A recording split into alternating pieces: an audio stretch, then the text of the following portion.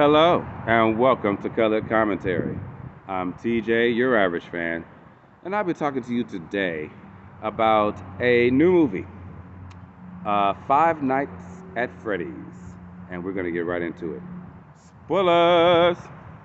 Okay. Well, let me just say, I know nothing about this game, because that's where this came from.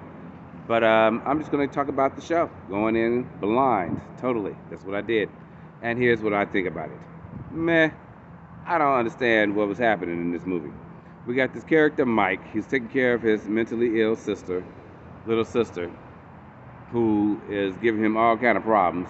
He got PTSD from his little brother getting kidnapped when he was a child.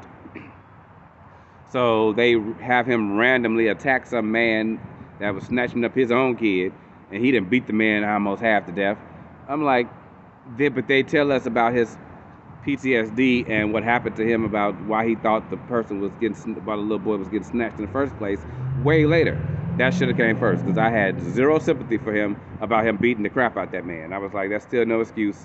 Should have seen that first. Maybe I would have felt a little different. So they messed up with that. Then we got this police officer that, well, first off, he got to go to this unemployment office and deal with this this employment counselor that give him this crappy job at this place, Freddy Fazbear's, which is a riff on Chuck E. Cheese, I'm assuming. Yeah, I like Chuck E. Cheese and all, but Showbiz Pizza, if you're old enough to remember that, yeah. But this was crazy. This place is run down, shut down, and everything else down because children came up missing there in the 80s. So everything in there is from the 80s. This proprietary technology that he's supposed to be protecting about these animatronic characters that they have in here. These bears and rabbits and foxes and carrying on and it's weird. It's weird. And the characters look creepy anyway. So I'm like, kids will really like that? I don't think so. But anyway, his sister loved it.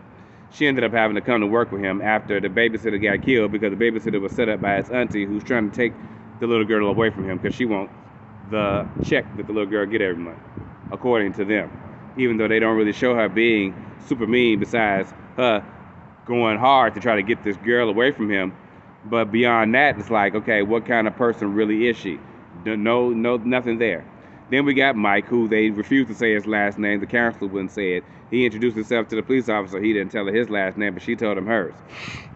I'm like, why y'all keeping his last name a secret? We don't know his last name is Schmidt to the very end of the freaking movie. Like, and that was important. Why? Okay, so yeah, that was a waste of time.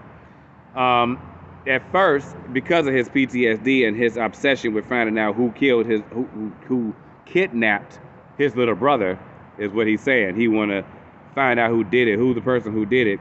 He having these dreams, and apparently the ghost children who got kidnapped in the 80s at this place are still there. They're possessing these animatronic machines and killing people. Yeah, crazy.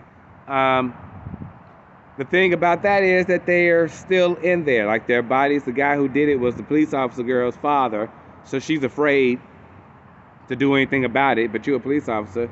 Are you kidding me right now? So she know that these ghost spirit kids are in this thing. That's why she patrolling the area. I'm like, this makes zero sense. What are we doing? So the boy, Mike, his little sister, gets involved with these ghosts because he had to bring her to work with him after the babysitter get killed. Yeah. So now she done made friends because she got imaginary friends. So now she done made friends with the ghost kids, and in these things, he using his sister now to try to talk to them, to try to find out if they know, because they lying to him, telling him, yeah, we know who took him. We know who took your little brother. They don't. They just really want to add to their collection and get his little sister in a machine. Their bodies are still inside the machines. It's not just ghosts possessing it. No, the children's bodies are still inside this thing. It's insane. Why? I don't get it. So, now they're not his friends no more. Now he got to stop them from taking his sister and convince the police officer girl to go against her father, who's going to show up because he's the big baddest of the baddest, the golden bunny. And he shows up. The little girl draws a picture to show them what really happened to them because they forgot. And now suddenly the animatronic ghost kids have turned on their master who killed them in the first place. Okay, so now he's stuck in a suit, the golden bunny suit, that is now clamped onto him and won't let him go. What are we doing? We're leaving the children in the ghost suits. What are we doing? Oh my God. It goes off with the girl having been stabbed by her father, the police officer girl. She in the hospital. The boy that moved on with his life.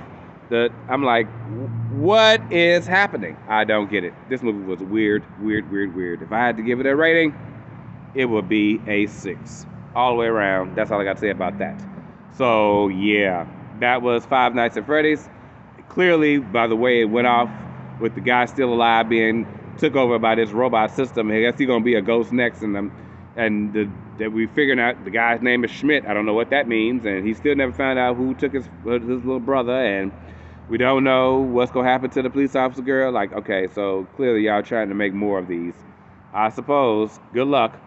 But yeah, again, that was Five Nights at Freddy's. I will see you guys another time for another movie. In the meantime, have a great day.